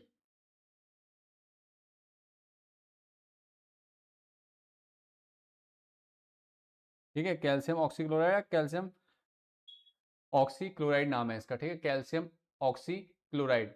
calcium hypochloride भी शायद इसको कहा जाता है, मुझे नाम में भी थोड़ा कंफ्यूजन है, हाइपो कहते हैं या कुछ और कहते हैं, लेकिन मेरे को ये नाम क्लियर है कि कैल्शियम ऑक्सीक्लोराइड, दो नामों से जाना जाता है। वैसे अगर किसी को दूसरा नाम याद है तो जल्दी मुझे कमेंट कर सकता है, ताकि पता चल सके आप लोगों ने कितनी अच्छी तैयारी कर रखी है। दो नामों से जाना था, लेकिन दोनों नाम सही है इसके, दोनों रासायनिक नाम इसके क्या है, प्रचलित है, कोई प्रॉब्लम नहीं। और जो व्यापारिक नाम है इसका, प्रचलित नाम है इसका सामान्य उसमें, उसको कहते हैं ब्लीचिंग पाउडर या विरंजक चूर्ण, ठीक है। इसका सूत्र क्या है, calcium oxy chloride. Next question की ओर बढ़ते हैं।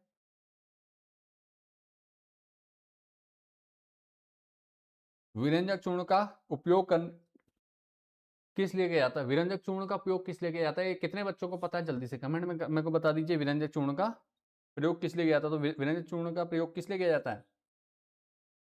इसका जो राइट आंसर हो जाएगा बेटा, विरंजक पानी के जल को शुद्ध करने के लिए। सिंपल है आपका, पानी के जल को शुद्ध करने के लिए किसका प्रयोग किया जाता है? विरंजक चूर्ण का प्रयोग किया जाता है। ठीक है, कैल्शियम ऑक्सीक्लोराइड इसका नाम है। ठीक है, अगला क्वेश्चन बढ़ते हैं, क्वेश्चन नंबर 38 में चलते हैं। बेकिंग सोडा का रासायनिक सूत्र क्या है? बेकिंग सोडा का रासायनिक नाम क्या है? ठीक है, बेकिंग सोडा, खाने का सोडा जिसे कहते हैं, सोडियम बाइकार्बोनेट कहा जाता है इसको। क्या कहता है? सोडियम बाइकार्बोनेट कहते हैं बेकिंग सोडा को। और इसका जो नाम है, सोडियम हाइड्रोजन कार्बोनेट भी कहते हैं इसको। ठीक है, सोडियम हाइड्रोजन कार्बोनेट क्या होता है? Na2CO3 into 10H2O। ठीक है, ये किसका फॉर्मूला है? ये है आपका क्वेश्चन नंबर 14 का। एक मिनट, बेकिंग सोडा, खाने का soda, sodium hydrogen carbonate.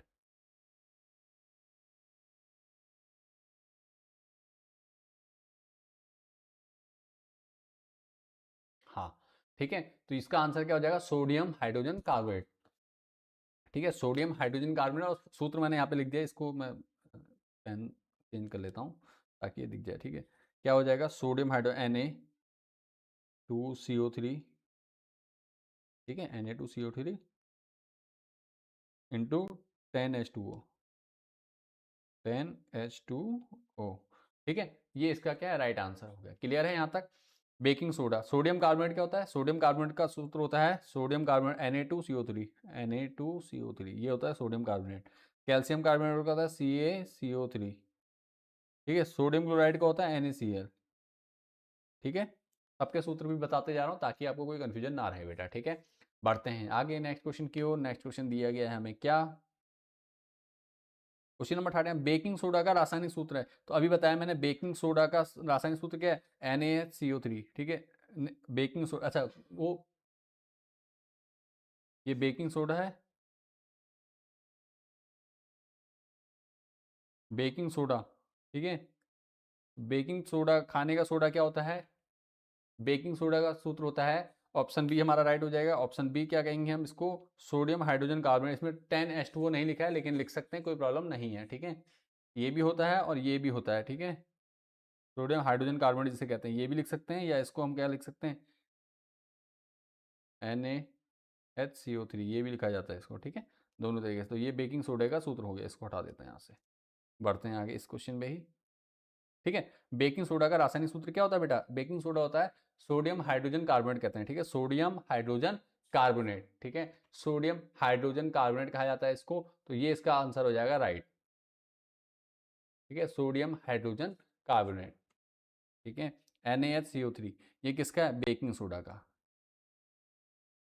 Next question है आपका धावन सोडा, सॉरी धोने का सोडा या धावन सोडा भी कहते हैं। ठीक है, धावन सोडा, वॉशिंग सोडा या धोने का सोडा का रासायनिक सूत्र क्या है? का रासायनिक सूत्र क्या है? हाँ, तो धावन सोडा का जो रासायनिक सूत्र है वो होता है आपका क्या?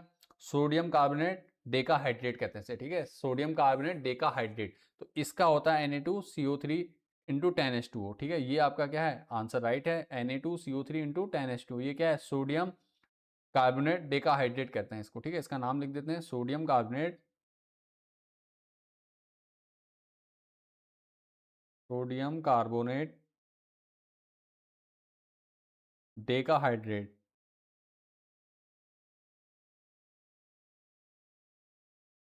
ठीक है, सोडियम कार्बोनेट डेकाहाइड्रेट, ये किसका नाम है? ये नाम है आपके धोने का सोडा या धावन सोडा का। ध्यान देंगे, ये आपका सोडियम कार्बोनेट है नॉर्मली, ये सोडियम कार्बोनेट है, सोडियम कार्बोनेट। इसके बाद ये आपका क्या है? सोडियम कार्बोनेट,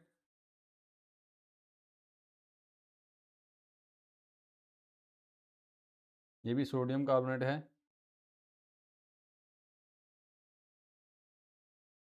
और ये आपका है sodium hydrogen carbonate, sodium bicarbonate. हाँ, सोडियम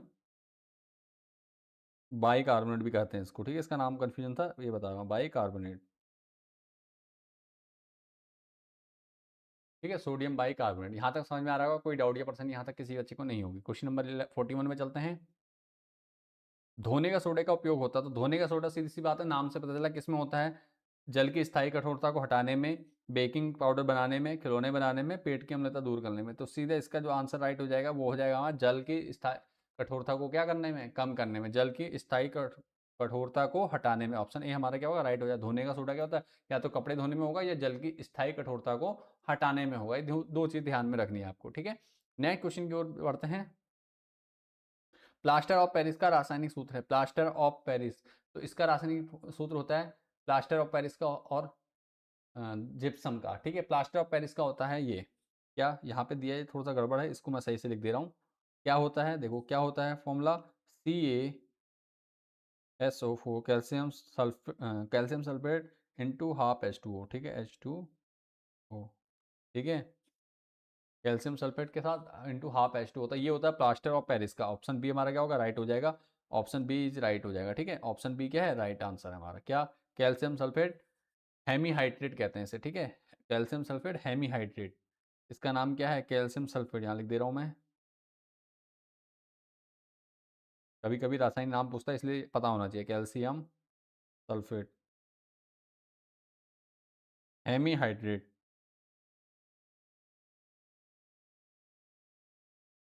ठीक है, कैल्शियम सल्फेट हेमीहाइड्रेट होता है। कैसा होता है, कैल्शियम सल्फेट हेमीहाइड्रेट होता है बेटा, ठीक है। तो यहाँ तक समझ में आ रहा है, कोई डाउट या परेशानी यहाँ तक नहीं है, ठीक है।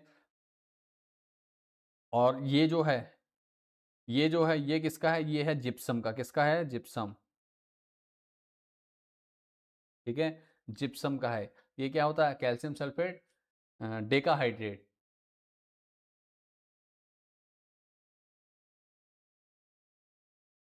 ठीक है, कैल्शियम सल्फेट डाइहाइड्रेट कहेंगे इसको, ठीक है, कैल्शियम सल्फेट डाइहाइड्रेट, ठीक है, डेका में 10 होता है। क्लियर, आगे बढ़ते हैं नेक्स्ट क्वेश्चन के लिए। क्वेश्चन नंबर 43, जिप्सम का रासायनिक सूत्र है, तो जिप्सम का सूत्र अभी बताया मैंने, CaSO4 इंटू 2H2O, ठीक है, ये आंसर हमारा क्या हो जाएगा, राइट हो जाएगा, ठीक है, जिप्सम का। और जो यहाँ पे ये 2 1 है, ये 2 1 की जगह 1/2 होता है, ठीक है, ये गड़बड़ हुआ है टाइपिंग में, टाइपिंग मिस्टेक है, तो 1/2 लेंगे इसको, इसको मैं यहाँ लिख दे रहा हूँ, 1/2 होता है इंटू H2O, ठीक है। तो ये किसका है, ये होता है प्लास्टर ऑफ पेरिस, जिसको हम POP कहते हैं, POP का होता है ये, और ये होता है जिप्सम, ठीक है, ये जिप्सम का, क्लियर है। चलिए आगे बढ़ते हैं, question number 44, plaster of Paris को जल के साथ मिलाने पे क्या बनता है, तो प्लास्टर ऑफ पेरिस क्या होता है, प्लास्टर, इसका समीकरण लिखेंगे हम, प्लास्टर ऑफ पेरिस होता है CaSO4 इंटू हाफ H2O, ठीक है। ये क्वेश्चन आपका बोर्ड में हर बार पूछता है, तो इसको अच्छे तैयार कर लेना है, वेरी वेरी वेरी इंपॉर्टेंट है बेटा, ठीक है, very very important VVI question है, इसको तैयार कर लेना है, ठीक है, ये हर बार पूछ लेता है आपका। CaSO4 into half H2O plus क्या कहा, जल में मिलाना, तो H2O लगेगा, क्या बनेगा, यहाँ से बनता है जिप्सम, CaSO4 इंटू 2H2O, ठीक है। तो यहाँ पे क्या जुड़ता है, यहाँ पे इसको संतुलित करने के लिए क्या करते हैं, 1.5 जोड़ देते हैं आप यहाँ पे, ठीक है, 1.5 H2O हो जाता है, ठीक है। इस प्रकार से इसको क्या कहते हैं, संतुलित किया जाता है। तो क्या हो जाएगा, प्लास्टर ऑफ पेरिस को जल के साथ मिलाने पे क्या बनता है, जिप्सम बनता है। ऑप्शन बी हमारा क्या हो जाएगा, राइट आंसर हो जाएगा। 44 का क्या है आंसर, जिप्सम हो जाएगा बेटा, ठीक है। अगले क्वेश्चन की ओर बढ़ते हैं, नेक्स्ट। टूटी हुई हड्डियों को सही जगह पर स्थिर रखने के लिए किसका उपयोग किया जाता है, तो इसका मतलब POP, प्लास्टर ऑफ पेरिस या जिप्सम, ठीक है। तो किसका उपयोग किया जाता है, प्लास्टर ऑफ पेरिस का किया जाता है। ये क्या करता है, जल के साथ मिलकर क्या होता है, जिप्सम बनता है, और जिप्सम क्या होता है, हार्ड होता है, जो क्या करता है, हाथ को या पैर को, जहाँ पे टूटी हुई हड्डी है वहाँ पे उस बॉडी पार्ट को मूवमेंट करने से रोकता है, ताकि क्या हो, हड्डी जुड़ने में मदद हो सके, ठीक है। तो टूटी हुई हड्डियों को सही जगह पर स्थिर रखने के लिए किस का उपयोग किया जाता है, ये किया जाता है प्लास्टर ऑफ पेरिस। ये पूछ लिया जाए प्लास्टर ऑफ पेरिस का कोई उपयोग बताइए, तो ये हो जाएगा टूटी हुई हड्डियों को सही जगह पर रखने के लिए, ठीक है। इस प्रकार से आपने क्या ना आंसर कर लेना है। 45 आंसर क्या हो जाएगा, प्लास्टर ऑफ पेरिस। आगे बढ़ते हैं नेक्स्ट क्वेश्चन की ओर। ये सारे इंपॉर्टेंट क्वेश्चन हैं, सारे इंपॉर्टेंट क्वेश्चन आपने जरूर देख लेना, अच्छे से तैयार कर लेना, ठीक है। सोडियम कार्बोनेट डेकाहाइड्रेट में 10H2O क्या कहलाता है, 10H2O कहलाता है क्रिस्टलन का जल, ठीक है, क्रिस्टलन का जल कहलाता है। 46 का जो आंसर है, क्रिस्टलन का जल कहलाता है। ऑप्शन बी हमारा क्या होगा, राइट हो जाएगा बेटा, ठीक है। ऑप्शन बी क्या होने वाला है, हमारा राइट आंसर होने वाला है, क्रिस्टलन का जल कहलाता है। Na2CO3 इंटू 10H2O में 10H2O का कहलाता है क्रिस्टलन का, ये क्या होता है, क्रिस्टल जल का क्रिस्टल रूप में होता है, ठीक है। सोडियम कार्बोनेट में क्या होता है, जल क्रिस्टल रूप में पाया जाता है, इसी को क्या कहते हैं, क्रिस्टलन का जल, ठीक है। ये होता है हमारा सोडियम कार्बोनेट, ठीक है, डेकाहाइड्रेट। इसका अगला क्वेश्चन है, नीले थोथे नीले तोते का रासायनिक सूत्र है, नीले तोते का रासायनिक सूत्र है, क्या होता है आपको बताना है, ठीक है। तो नीले तोते का जो रासायनिक सूत्र होता है वो होता है copper sulphate into 5H2O, CuSO4 into 5H2O, ठीक है, CuSO4 इंटू 5H2, ये किसका वो है सूत्र है, ये है आपका, ये आपका है नीले तोते का, ठीक है, नीला तोता, ब्लू विट्रोल कहते हैं इसे, नीला तोता। इसका जो रासायनिक सूत्र है वो क्या होता है, CuSO4 इंटू 5H2O, ठीक है, ध्यान देंगे 5H2O, कॉपर सल्फेट के साथ 5H2O होगा, ठीक है। ये इसका क्या है, इसका नाम है नीला तोता, ठीक है, कॉपर सल्फेट पेंटाहाइड्रेट कह सकते हैं इसको, ठीक है। अगला बढ़ते हैं 47 48 क्वेश्चन नंबर, साधारण नमक का रासायनिक सूत्र क्या? साधारण नमक का रासायनिक सूत्र मुझे उम्मीद है आप लोगों को सबको पता है, मैं जानता हूँ कई बार मैं पिछले चैप्टर में बता चुका हूँ, इस चैप्टर में बता चुका हूँ, इसके अलावा जितनी मैंने केमिस्ट्री से रिलेटेड क्लास 9 की वीडियोस बना रखी हैं उन सब में मैंने बता रखा है, क्लास 9 में भी आपने सीख रखा है इसके बारे में, तो आपको इसका पता है और आप डेली यूज भी कर रहे हैं घर में। तो आपने करना है, इसका मुझे कमेंट कर देना है रासायनिक सूत्र किसका, साधारण नमक का रासायनिक सूत्र आपने मुझे जल्दी से कमेंट कर देना है, ताकि मुझे पता चल सके हाँ हर बच्चा यहाँ पे एक्टिवली क्या कर रहा है, वीडियोस को देख रहा है और वीडियो से तैयारी करके सीख रहा है कुछ। तो 48 का क्वेश्चन का आंसर आपने खुद देना है, देखते हैं कितने बच्चे हमें इसमें कमेंट करते हैं। और जो बच्चा इस वीडियो पे कमेंट करता है, इस क्वेश्चन का आंसर देता है, उसका मतलब वो एक्टिव था क्लास में, और क्लास में एक्टिव था, इसका मतलब उसका टॉपर बनना निश्चित है। तो जिस बच्चे को टॉपर बनना है वो जल्दी से क्या करें, इसमें कमेंट जरूर करें बेटा, ठीक है। बाकी मैं टिक लगा दे रहा हूँ, आप आंसर मिला भी सकते हैं कमेंट के बाद। इसका जो राइट आंसर हो जाएगा वो हो जाएगा NaCl। आगे बढ़ता है क्वेश्चन नंबर 49 के लिए। 49 है आपका है क्लोर क्षार, जिसे क्लोर एल्कली प्रक्रिया में कौन से उत्पाद बनते हैं, ठीक है, क्लोर क्षार क्षार में कौन से उत्पाद बनते हैं, इसके लिए मैंने पूरी एक डेडिकेटेड वीडियो बना रखी, जिसका लिंक मैं डिस्क्रिप्शन में डाल दूंगा या पिन कमेंट में डाल दूंगा, वहां से आप इसका क्लोर एल्कली विधि को पढ़ लेंगे, क्योंकि ये क्वेश्चन आपका 3 से 5 नंबर में आता है और बहुत ईजी है, ठीक है। तो कौन से उत्पाद बनते हैं क्लोर एल्कली में, क्लोर एल्कली में उत्पाद बनते हैं 3, कौन कौन से बनते हैं पहले बता देता हूँ, सोडियम हाइड्रोक्साइड, क्लोरीन गैस और हाइड्रोजन गैस। तो सोडियम हाइड्रोक्साइड, क्लोरीन गैस और हाइड्रोजन गैस कौन से ऑप्शन में, ऑप्शन ए में है, तो ऑप्शन ए हमारा क्या हो जाएगा, राइट आंसर हो जाएगा। नेक्स्ट क्वेश्चन जो कि क्वेश्चन नंबर 50 है, इस आज की वीडियो का लास्ट क्वेश्चन है आज की लाइव का, जो कि मोस्ट इंपोर्टेंट रहेगा आपके एग्जाम के लिए, इसको देख लेते हैं। शुष्क हाइड्रोक्लोरिक अम्ल, सॉरी हाइड्रोक्लोरिक गैस शुष्क लिटमस पत्र के रंग को क्यों नहीं बदलती हैं, ठीक है। तो इसका बहुत इजी और अच्छा आंसर है, इसको याद कर लेना है और इंपॉर्टेंट है आपके एग्जाम के लिए, 100% ये क्वेश्चन आपको क्या देखने को मिलने वाला है, बोर्ड एग्जाम में देखने को मिलने वाला है। तो शुष्क हाइड्रोक्लोरिक गैस शुष्क लिटमस पत्र के रंग को क्यों नहीं बदलती, क्योंकि इसमें हाइड्रोजन आयन नहीं होते हैं, क्या होते हैं, इसमें हाइड्रोजन आयन नहीं होते हैं, इसलिए क्या करती है, इसका रंग नहीं बदलती। तो ऑप्शन ए हमारा क्या हो जाएगा बेटा, राइट हो जाएगा, ऑप्शन ए पे हम टिक लगा देंगे, ऑप्शन ए हमारा क्या हो जाएगा, राइट हो जाएगा, ठीक है। तो हमारे टोटल 50 क्वेश्चन आज की वीडियो के कंप्लीट हो चुके हैं। चैप्टर 2 हमने 50 क्वेश्चन के अंदर हमने कंप्लीट कर लिया है। अब आप मुझे कमेंट करके पूछ सकते हैं, कोई डाउट है आपको किसी को वीडियो को लेकर के, किसी कमेंट को लेकर के, कोई भी क्वेश्चन को लेकर के कमेंट कर सकते हैं आप मुझे, मैं हर कमेंट का जवाब देता हूँ। और क्या कहते हैं, अगर आप इसके बाद लाइव के बाद भी अगर वीडियो को देख रहे हैं तो भी आप मुझे कमेंट कीजिए, कोई डाउट लगे जरूर कमेंट कीजिए। सबसे पहले काम एक और कर दीजिए, वीडियो को लाइक करके दोस्तों के साथ शेयर कर दीजिए, ताकि वीडियो उन बच्चों तक पहुंच सके जो सक्षम नहीं है पेड कोर्स करने के लिए, जो लोग पेड कोर्स बेच रहे हैं और उससे ज़्यादा क्वालिटी हम क्या कर रहे हैं, फ्री ऑफ कॉस्ट आप लोगों को पहुंचाने की कोशिश कर रहे हैं। तो आपने करना, चैनल को सपोर्ट करना है, दोस्तों के साथ वीडियो को ज़्यादा से ज़्यादा शेयर करना है, ताकि उन तक वीडियो पहुंचे और वो लोग भी हमारे साथ जुड़ें और वीडियो को देख के अपने स्कोर को बेहतर करें, ठीक है। और थोड़ा हमें मोटिवेशन मिले और हम भी थोड़ा सा अपने YouTube फैमिली को और आगे बढ़ा सकें, जो कि 1230 से ऊपर पहुंच चुके हैं। और इसको अभी हमने क्या करना है, आप लोगों के प्यार और सपोर्ट से 2000 प्लस पे लेके जाने का टारगेट है। जल्द ही आप लोगों का प्यार और सपोर्ट मिलता रहेगा, तो हम जल्द ही क्या करने वाले हैं, इस संख्या को बल को बढ़ाएंगे, जिससे क्या होगा, हमें भी मोटिवेशन मिलेगा और आप लोग को भी क्या हो सकता है, ज़्यादा चीज़ें बेनिफिट्स आपको देखने को मिले इन फ्यूचर में। तो मिलते हैं नेक्स्ट वीडियो में, थैंक्स फॉर वॉचिंग। अगर कोई डाउट है कमेंट कीजिए, मिलते हैं नेक्स्ट वीडियो में, और thanks for watching this video. और पहली बार जो बच्चा चैनल पे आया बेटा, चैनल को सब्सक्राइब जरूर कर लीजिए, ताकि आपको ऐसे ही और interesting video time to time मिलते रहे।